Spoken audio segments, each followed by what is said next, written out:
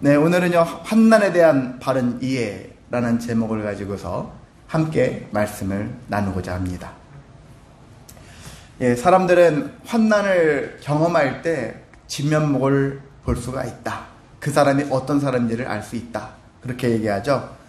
전쟁이 나면은 진짜 군인이 누구인지를 알 수 있죠. 우리나라는 이순신 장군 같은 사람들, 전쟁 날릴 때 그 전쟁을 통해서 어떻게 나라를 위한 마음을 가지고 어떻게 전쟁에 임하는지 그걸 볼 수가 있고, 바다에는 풍랑이, 태풍이 막 부를 때 갑자기 풍랑이 일어났을 때 유능한 선장은 그것들을 잘 헤쳐나갈 수가 있을 것입니다. 그래서 진짜 선장이 어떤 사람인지를 또 발견할 수 있을 것입니다. 마찬가지로 우리도 신앙인으로서 신앙의 삶을 살아갈 때 여러 가지 믿음의 삶 속에서 수많은 환난이 임할 수가 있습니다. 그랬을 때 그 환난을 꼭 신앙과 관련된 것이 아닌 것, 우리가 가정에서나 직장에서나 또 학교나 우리가 속한 세상 속에서 여러 가지 어려움을 당할 때 우리는 그 어려움 속에서 그걸 어떻게 이겨나가는가, 그런 것들을 생각할 때 저 사람의 신앙이 참 깊구나 라는 것을 거기서 발견할 수가 있습니다. 저도 종종 주변에 있는 분들에게서 그런 신앙들을 발견해요. 어떤 권사님들 통해서 어떤 문제가 있는데 정말 골치 아파가지고 너무나도 힘들 건데, 근데 그것을 믿음으로 적용해가지고 하나하나 헤쳐나가는 그런 모습들. 처음에 어려움이 오죠. 그러면 다 흔들려요. 괴롭습니다. 힘들어요. 근데 그걸로만 끝나는 것이 아니라 이걸 어떻게 해결할까, 주님과 동행하면서 풀어나가려고 하는 그런 태도가 있어야 되는데, 제가 그런 권사 몇 분들 보면서, 그 교인들 보면서, 그래서 참 믿음이 참 좋으신 분들이구나, 겉보기보다는 훨씬 믿음이 좋네 라는 생각이 들더라고요. 여러분도 그렇게 되어주시기를 원합니다. 힘든 일 있을 때 가장 먼저 도망가는 그거 있잖아요. 나라가 힘든 일 있을 때 가장 먼저 다른 나라로 막 도망치는 그런 마음을 품는 것이 아니라, 힘든 일이 있었을 때 내 공동체를 위해서, 내가 소속된 가정을 위해서, 내가 소속된 직장을 위해서, 내가 소속된 교회를 위해서 더 힘낼 수 있는 그런 모습들이 성도의 태도거든요. 이건 어딜 가든지 마찬가지예요. 성도는요, 책임감이 강해야 돼요. 내게 주어진 일, 내게 맡겨진 사람, 내게 주어진 모든 것들을 대해서 우리는 책임감 있게 할 수 있는 마음, 거기서 신앙은 그 사람의 정도를 알 수가 있거든요. 그래서 저와 여러분이 신앙생활하는 사람, 환난을 당할수록 우리는 주어진 책임을 더 잘 해내자, 이런 믿음을 가지고 살아내시기를 원합니다. 그래서 성도는 그러려면 평소에 어떤 마음이 있어야 되느냐, 어떤 지식이 있어야 되느냐, 환난에 대한 이해를 하고 있어야 돼요. 환난이 무엇이냐, 환난이 오면 어떻게 할 거냐, 환난에 대한 바른 이해를 하고 있어야 되는 것이죠. 여러분도 여러 가지 사건 사고 많잖아요. 재난사고 같은 거 발생했었을 때 평상시 훈련을 안 받으면 갑자기 사고 나봐요. 대처하기 힘들죠. 우왕좌왕합니다. 어떻게 할지 모르잖아요. 그런 것처럼 우리가 환난이 임할 때 환난을 어떻게 받아들일 것인가에 대한 이해를 하고 있으면, 이게 이거구나, 지금 이 과정에 있구나, 이걸 이런 식으로 풀어나가면 되겠구나, 이런 마음을 여러분이 품으시면 남들보다 훨씬 더 빨리 일어설 수가 있고요, 다시 회복할 수가 있습니다. 그래서 우리는 환난에 대한 바른 이해, 사실 설교의 모든 말씀들은 그런 거예요. 여러분한테 미래에 대한 부분들을 미리 알려주는 거예요. 지금 예언의 말씀이라 하잖아요. 성경은 예언의 말씀이에요. 예수님이 누구시다라는 걸 알게 해주는 것이고, 우리의 미래가 어디로 흘러가는지 알려주는 말씀이니까. 그러니까 여러분이 말씀을 제대로 알고 있으면 내 인생이 어디로 흘러갈 것인가를 알 수가 있는 거예요. 그런 인생을 흘러가면 알 수 있으면 여러분은 편하거든요. 그 죽더라도, 내가 오늘 지금 죽더라도 내 영혼이 주님의 나라로 간다 생각하면 편안하게 죽을 수 있다는 얘기죠. 이 세상에서 아직도 할 일이 많은데, 이 세상에 내가 세워놓고 내가 업적들이 많은데 그것들을 놓고 가려가니까 저기가 좋은지 나쁜지도 모르겠고, 그러니까 쉽게 못 가는 거죠. 근데 저도 이렇게 장담은 못 하겠어요. 제 나중에 마지막 어떻게 될지. 근데 저와 여러분이 그렇게 되시기를 원합니다. 소망을 품어보시란 얘기죠. 죽는 그 순간에는 정말 주님이 나를 데려가신다, 내가 주님의 나라에 간다 라는 마음을 가지고 평안한 그런 모습을 여러분 지금부터도 왜 죽는 연습을 하셔야 되는 거예요. 죽음에 대한 연습을 하는 거예요. 불확실한 내 인생, 어디로 흘러갈지 몰라. 혹시 지옥 가는 거 아니야? 그런 생각 하지 마시고, 그런 생각이 들었다면 주님 앞에 더 과하면 되죠. 주님을 더 깊이 신뢰하고 믿고 주님 뜻대로 살면 되죠. 우리가 그러한 믿음을 가지고 살면은 어떤 환난이 와도 감당할 수가 있다는 것입니다. 그래서 환난이 와도 무너지지 않고 시험에 빠지지 않는 그런 인생이 될 수가 있는 것입니다. 자, 그렇다면 우리는 환난이 왔을 때 어떤 판단을 해야 될까? 일반적으로 세 가지를 생각해 보자고요. 첫 번째는 환난의 원인을 보자고. 환난이 왜 왔습니까? 왜 왔을까? 그 첫 번째는 내가 잘못했기 때문에 내가 화를 자초했다 그러잖아요. 자초해서 내가 내 실수를, 내 잘못을, 내 죄 때문에 환난이 올 수가 있습니다. 자, 보니까 내 잘못이야. 그럼 어떻게 해야 됩니까? 당연히 돌이켜야 되죠. 내가 이런 사람이었구나. 나를 판단하고 나를 돌이키고 회개하고, 또 나로 인해서 어떤 사람이 피해를 입었을 거예요. 그래서 그 사람한테 용서를 구해야 되겠죠. 거기까지 회개만 하고 용서해 주세요 하나님 하고서 아무것도 안 하면 안 되는 것이죠. 하나님께 용서를 구하되 나로 인해서 피해를 입은 사람, 환난을 당한 사람 있으면 그 사람에게 가가지고 또 용서까지 구할 수 있는 진정한 용서를 구해야 되겠죠. 자, 이렇게 해야 되는 것이고, 두 번째는 이제는 환난이 나는 괜찮았었는데 다른 사람들로 인해서 그 여파가 나에게 미쳤을 때 이게 참 억울하죠. 나 때문에 일어난 일이 아닌데 다른 사람 때문에 내가 화를 입었어. 교통사고 났을 때 많이 그런 일이 하죠. 잘 가고 있는데 어떤 사람이 음주운전했어. 어떤 사람이 졸음운전했어. 그래가지고 내가 큰 사고 당하든지 죽든지 할 수 있잖아요. 그런 것 같은 다른 사람의 잘못 때문이라면 어떻게 될 것이냐. 악을 선으로 갚는, 그럼에도 악을 선으로 갚는 그런 모습을 가져야 한다는 것입니다. 근데 저는 악을 선으로 갚는다는 것인데 전제 조건이 있어요. 악을 선으로 무조건 갚아야 됩니까? 무조건 악을 선으로 갚아야 되느냐? 그게 아니라 상대방이 용서를 구하면은 악을 선으로 갚아야 되는 거예요. 상대방이 정말 제가 죄송합니다. 너무 잘못했습니다. 라는 그 진정성이 보인다면 그때는 용서를 해야 되는 거예요. 그런데 뻔뻔하게 내가 잘못한 거 없어. 이런 사람이 있거든요. 세상에 주변에 많습니다. 그런 사람들이 보였을 때는 그 사람들을 대해서도 용서하라? 그건 아닌 거예요. 용서할 만한 그런 모습을 보여줬을 때 비로소 용서가 가능한 것이죠.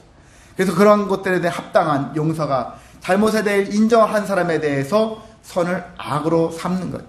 근데 교인들이 이걸 빼고서 그냥 성경에는 무조건 사랑하래, 무조건 용서하래, 이렇게만 생각하는 거예요. 예수님이 베드로한테 얘기 나눴잖아요. 몇 번 용서해야 됩니까? 베드로가 물어봤을 때 70번씩 7번입니까? 이렇게 용서하라. 그렇게 하니까 무조건 용서라. 무조건 이렇게만 생각하는데 그건 아닌 거예요. 그 사람이 자기가 잘하는 줄 알아요. 자기가 잘난 줄 알아요. 자기가 잘해서 저 사람이 나한테 오히려 용서를 한 것 같이 그런 느낌이 들어요. 근데 그렇게 하면 안 된다는 얘기죠. 하나님은 공의의 하나님이거든요. 죄에 대해서는 반드시 묻고 지나가시는 분이에요. 우리도 똑같아요. 저 사람들에 대해서 잘못한 거 있으면 죄를 물어야 되고 죄 값을 치러야 되고, 그래서 그 다음에 용서가 가능한 것이죠. 자, 이런 구조를 여러분이 삶 속에서 가지고 있으셔야지 저 사람을 내가 용서해야 되나 말아야 되나 이런 기준을 여러분이 세울 수가 있는 것입니다. 자, 세 번째는 이제 예수님을 믿는다라는 이유, 그 이유로 환난을 당하는 경우가 있어요. 예수님을 믿었다는 이유, 예수님 믿은 것이 무슨, 그들 입장에서는 세상을 혼란하게 만들었다. 바울이나 예수님이 죽은 이유거든요. 세상을 혼란스럽게 만들었대요. 지금 세상 잘 돌아가고 있는데 예수가 나타나서, 바울이 나타나서 세상을 혼란스럽게 만들었다라는 거예요. 근데 쟤들을 죽이라고. 누가요? 기득권자들이. 근데 자기들이 봤을 때는 세상이 평화롭죠. 세상이 잘 돌아가고 있죠. 자기들이 봤었을 때 기득권자들이죠. 자기들이 쌓아놓은 그러한 권력의 체계 안에서는, 시스템에서는 세상이 평안하게 잘 돌아가는 거예요. 근데 하나님 앞에서는 과연 그렇겠느냐? 죄로 잔뜩 찌들어 있고 물들어 있는 시스템인데 이것들을 바꾸고자 하는 것이 하나님의 뜻이거든요. 그 예수님을 보내셨고 바울이 또 사명을 감당하는 것이거든요. 그래서 예수를 전하는 것, 전함으로 인해서 세상을 하나님의 나라로 바꿔가려고 하는 그런 노력을 했던 것이거든요. 자, 이런 것들에 대해서 그래서 그 사람들은 싫은 거죠. 사실 어떻게 보면은 서민이라는 사람들은 이걸 반대할 이유가 없어요. 누가 예수님을 반대합니까? 기득권자들이 반대하는 거예요. 나 지금 잘 되고 있는데, 잘 나가고 있는데 네가 왜 껴들어왔니? 그런 거예요. 그래서 핍박을 합니다. 근데 자기 혼자 하기는 뭐하니까 아랫 사람들을 시키는 거예요. 야, 데모하자. 야, 쟤들 핍박해. 힘들게 괴롭혀. 때려 죽여. 이렇게 하는 거거든요. 이렇게 해서 신앙의 핍박이 생긴다는 것입니다. 자, 그런 가운데 이 환난이 왔을 때 어떻게 합니까? 예수 믿었다는 이유로, 요즘엔 덜하지만 옛날에는 예수 믿었다는 이유로 남편한테 폭행당한 아내들 되게 많거든요. 부모한테 폭행당한 자녀들도 많습니다. 우리 지방의 목사님 중에 저보다 한 11년 더 많으신 분이 있는데 집안이 교육자 집안이에요. 그런데 그 집안에서 예수 믿었다는 이유로 폭행당해가지고 지금도 엉덩이 이쪽 이런 데 부분에 툭 하면 몸이 체력이 떨어지면 지금도 염증 반응이 생겨요. 옛날 폭행당한 그런 흔적에 집안에서 이런 아픔이 있어가지고 예수 믿었다는 이유로 폭행을 당하는 그런 부분들이 예전에 참 많았어요. 근데 지금도 우리 보이지 않는 곳에서 여전히 그런 경우가 있을 겁니다. 그런데 또 군대 가서도 마찬가지. 옛날 군대는 더 교회 가면 엄청 얻어 터졌습니다. 근데 이런 것들이 있는데 그 상황에서 그러면 우리는 어떻게 해야 되느냐? 믿음을 포기해야 될까요? 아니겠죠. 다른 건 몰라도요. 내가 죽더라도 나는 믿음을 포기하지 않습니다. 와 같은 그런 결연한 마음을 여러분 믿음을 가져야 하는 것입니다. 끝까지 믿음을 포기하지 않는 거예요. 다른 건 포기할지라도 차라리 내 생명이 죽을지라도 나는 믿음을 포기하지 않겠습니다. 이 정신이 옛날 일제시대 때 수많은 또 공산당했잖아요. 6.25 때 예수 믿으면 죽인다. 목회자들을 많이 협박했죠. 교인들을 협박했죠. 그런데도 불구하고 끝까지 순교를 자처한 사람들이 있었어요. 우리나라에도 많이 있습니다. 그 많은 사람들이 당시에 우상 숭배하라고 했는데 신사 참배하라고 했는데 안 하는 거예요. 안 하고 끝까지 나는 죽으면 죽었지 안 합니다. 그렇게 해서 실제 못을 못 박았는데 송판떼기 위에 밟고 지나갔어요.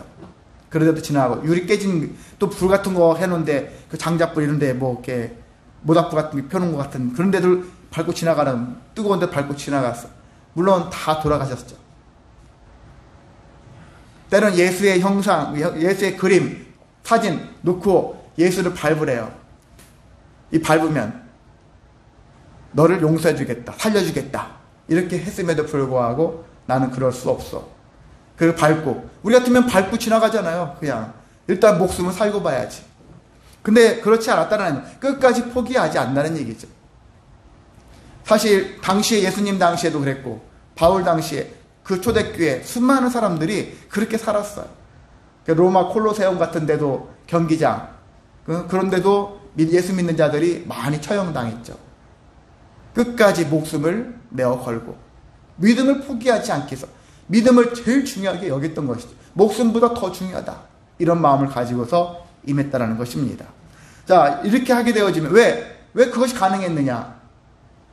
이렇게 하게 되어지면 이렇게 순교당한 사람들이 갈 곳이 하나님 나라라는 것들을 알고 있기 때문에 내가 영원히 살 곳이 더 중요하잖아요. 잠시 잠깐 머무는 곳이 아니라 영원히 살 곳이 더 중요하지 않습니까?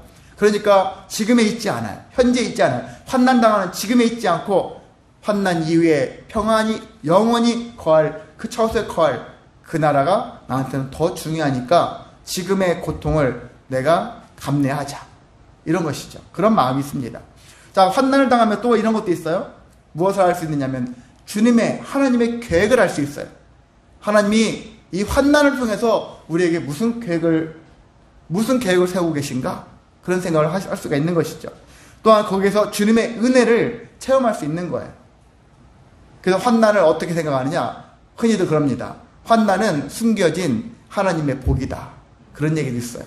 감추어진 복이다. 환난으로, 고난으로 감춰진 거예요. 고난 속에 하나님의 은혜가 있다는 얘기죠. 그래서 여러분이 고난을 당할 때, 환난을 당할 때 그 자체, 싫은데 할 필요 없어. 거기에서 하나님의 계획을 발견하라는 얘기입니다. 하나님의 뜻이 무엇이지? 하나님의 은혜가, 어떤 은혜가 있지? 하는 것들을 발견해내면은 환난도 감당할 수가 있다는 것입니다.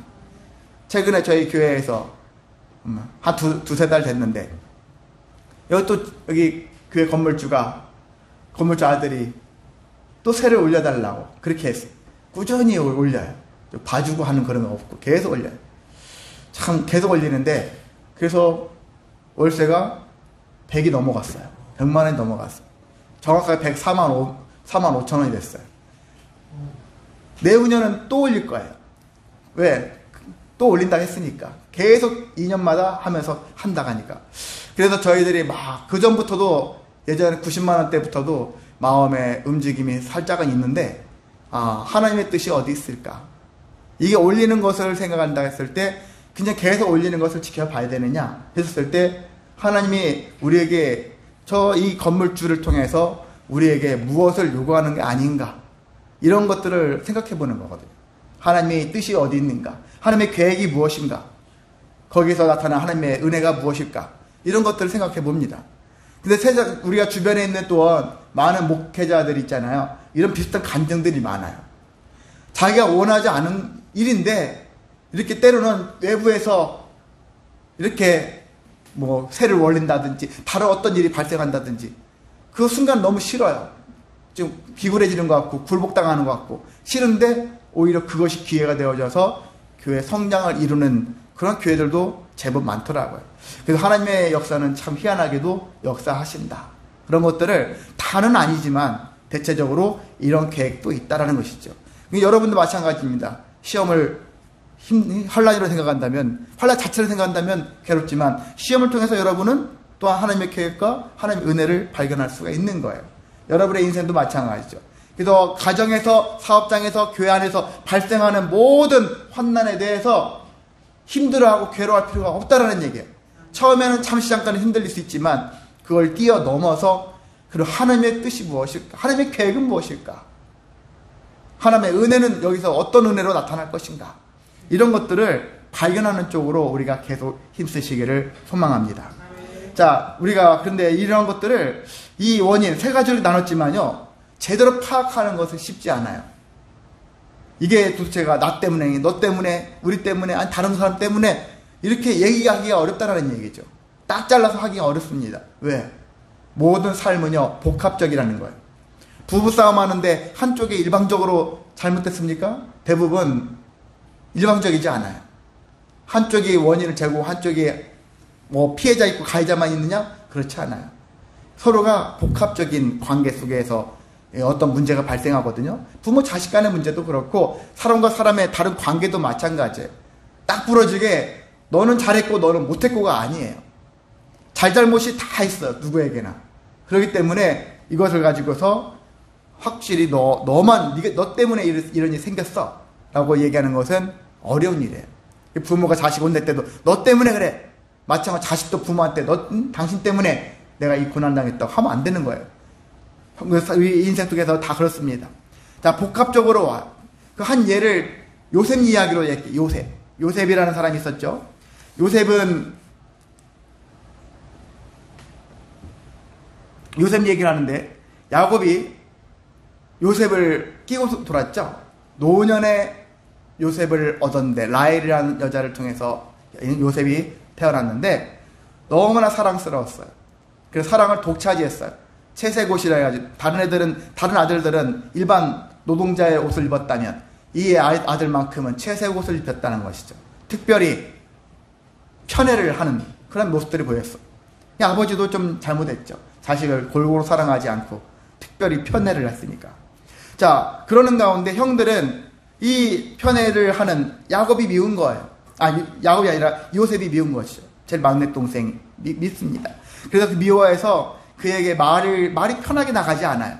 말끝마다 뭐가 가시가 있는 말들을 할 수밖에 없는 것이죠.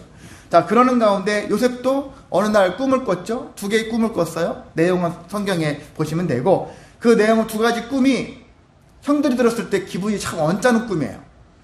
그러다가 나중에 또 이 꿈 얘기 됐었고, 또 한 가지 뭐냐면은 그 전에 형들이 잘못하는 일이 생길 때마다 요셉은 아버지한테 가가지고 아버지 형들이 또 잘못했어, 고자질을 하는 거예요. 이런 짓을 한 것이죠. 이렇게 하다 보니까 이 결과적으로 나중에 요셉이 애굽으로 팔리는, 종으로 팔리는 그런 상태가 되었던 것이죠. 자, 이것만 놓고 보면 누가 잘못입니까? 요셉의 잘못이죠. 요셉이 잘못했다라는 것이죠. 형들에게 잘못했습니다. 그런데 형들은 그러면 잘했느냐? 그렇지 않죠. 요셉의 행위에 대해서, 요셉의 모습을 통해서 시기하고 질투하고 하는 그런 마음을 가졌던 것이죠. 그러면서 더 큰 잘못을 범했습니다. 바로 악을 더 큰 악으로 갚은 것이죠. 그게 노예로 팔아버린 것이죠. 종으로 팔아버린 것입니다. 자, 그런 가운데 요셉이 이제 종이 되었죠. 보디발 장군의 집에서 종살이를 했습니다. 그리고 거기서 누명을 쓰고 옥살이를 했어요. 그래서 옥살이 해가지고 17살의 나이에 가서, 그러니까 30살 될 때까지 종살이와 옥살이를 했던 거예요. 그것만 했었으면은 내 인생 참 진짜 구질구질하다, 그 생각이 들 거예요. 내가 나름대로 이렇게 살아왔는데 내 인생이 뭘까? 그러다가 나중에 바로 왕의 꿈을 해몽해 준 다음에 그걸 인정받아서 총리가 되어졌죠. 그리고 흉년을 그리고 관장할 수 있는 총리가 되었다는 것이죠. 자, 그러면서 흉년을 맞이해서 야곱의 가족들, 자기 형들이 곡물을 살려고 왔었죠. 그리고 발견했죠. 형들은 몰랐지만 자기는 딱 보니까 내 형제들인 걸 알 수 있는 것이죠. 자, 그렇게 되어지는 순간 요셉에게는 어떤 생각이 들었을까요? 요셉이 무슨 생각했을까요? 니들이 나를 팔았어? 어라? 이것 봐라? 하면서 골탕 먹이고, 아니면 이 사람들을 벌 줄 수 있다는 생각도 할 수 있었을 거라 생각이 듭니다. 그런데 요셉은 그렇게 하지 않았어요. 이 형들의 악을 어떻게 했습니까? 선으로 갚았어요. 근데 어떻게 갚았습니까? 하나님의 이름으로 갚았어요. 그리고 여러분 창세기 45장 읽어보시면은 요셉이 형들한테 한 말들이 너무나도 제가 읽으면서 눈물 날 정도로 참 그래요. 한마디로 어떤 얘기냐면은 하나님이 생명을 구원하시려고 나를 형들보다 먼저 보내신 겁니다. 총리로 세워가지고 우리 가족들을 살게 하기 위해서 하나님이 이렇게 해서 보내셨습니다. 이렇게 고백하는 거예요. 형들한테 그렇게 얘기하는 거예요. 형들은 두려워 떨고 있거든요. 자기들이 악하게 한 것을 기억했을 때 분명히 저 권력으로 우리를 힘들게 할 건데, 근데 두려워하지 마소서 하면서 오히려 위로하면서 하나님이 우리를 이렇게 하셨다고 그렇게 얘기를 하는 것입니다. 그렇습니다. 우리가 살면서 이렇게 복합적이에요. 뭐가 딱 떨어지게 넌 네가 잘못했어, 너 탓이야 하는 그런 게 할 수가 없어요. 근데 이걸 모든 것들을 다 돌이켜봤을 때 요셉과 같은 고백의 삶이 되어지시기를 원합니다. 하나님이 이렇게 하시려고 우리를 이렇게 계획하셨구나. 그렇다고 해서 요셉이 한 행위, 형들이 한 행위, 이것들이 잘했다, 그건 아니에요. 저와 여러분도 삶 속에서 잘못한, 내가 실수했어, 죄를 지었어, 근데 결과적으로 좋았어, 나는 그래도 내가 그렇게 실수를 했기 때문에 내가 이렇게 생긴 거야, 그거 자랑 삼으면 안 된다는 얘기죠. 우리는 계속 선을 자꾸 드러내기 위해서, 선이 나타나기 위해서 하는 거예요. 그러면 모든 환난이 없이도 우리는 선한 일들이 더 많이 생기겠죠. 꼭 악한 일이, 환난이 와야지만이 좋은 일이 생기는 건 아니잖아요. 좋은 일에 더 좋은 일이 생기면 더 좋지 않습니까? 그래서 기독교인들은, 하나님을 믿는 자들은 계속 선을 하기 위해서 몸부림쳐야 하는 것입니다. 그래야지 환난을 경험하지 않고서도 하나님의 은혜를 체험하고 하나님의 계획을 알게 되어지고, 그래서 하나님의 역사를 이뤄나갈 수 있는 그런 삶을 살아낼 수가 있는 것입니다. 자, 이제 본문의 말씀으로 돌아오겠습니다. 바울이라는 사람이 있죠. 바울은 환난을 당한 사람이에요.